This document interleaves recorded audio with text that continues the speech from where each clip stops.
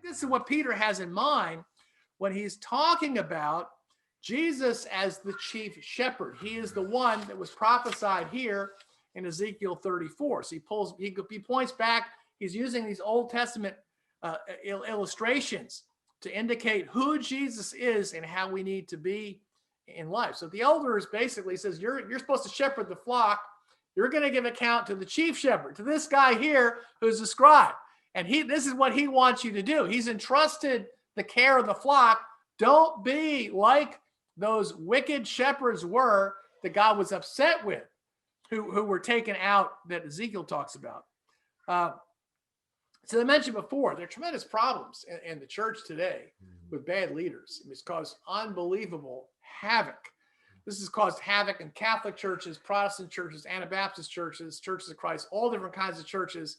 There's problems with corrupt leaders, and things like sexual abuse of vulnerable members, adultery, fornication, homosexual abuse, leaders who are primarily focused on protecting their financial positions, and even sometimes going to the point of outright corruption and theft from other people, from Christians.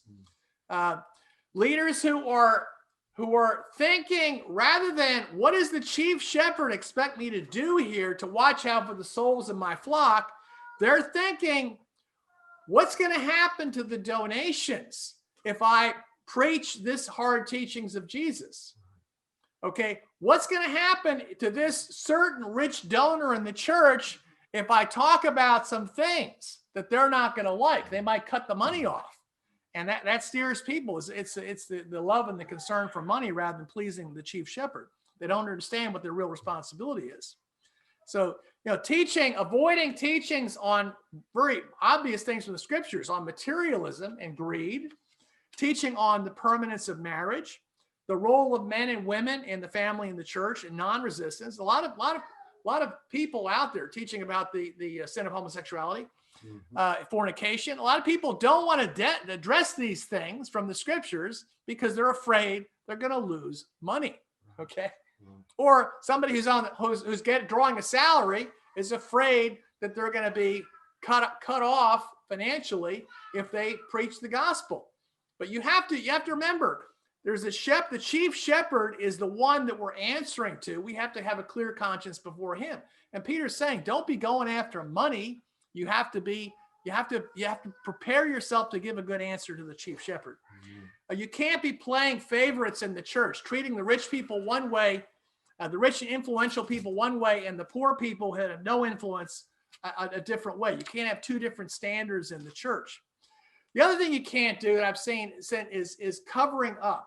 When a leader gets involved in sin and it becomes obvious, most churches cover it up. That happens in the Catholic Church here in Boston.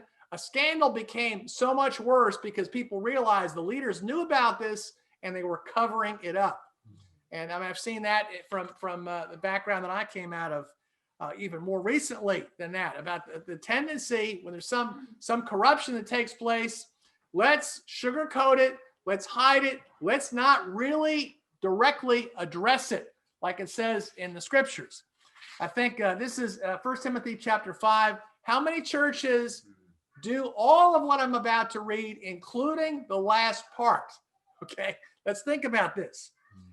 1 Timothy chapter 5, starting verse 17. Let the elders who rule be counted worthy of double honor, especially those who labor in the word and doctrine.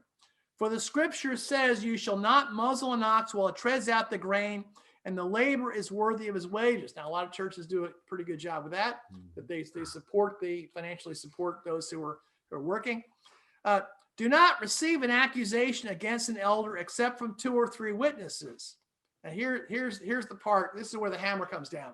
Those who are sinning, this is talking about the elders, rebuke in the presence of all, so that the rest also may fear.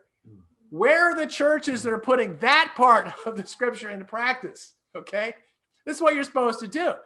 You don't hide it because, well, if people found out about this, they'd stop giving to the church. They might leave the church. No. You have to be concerned about the souls of people because sin spreads. it's like an infectious disease. It just spreads. Okay. And it says, no, when this thing happens, you expose it, you bring it into the light. You know, you treat the elders with respect and honor. You don't just, it's just not some random accusation, but 2 or 3 people point out the sin of an elder, of a leader in the church. It says you need to rebuke them publicly so that everybody else, including all the other leaders, will fear and not do the same thing. That's the way you're supposed to deal with problems in the church.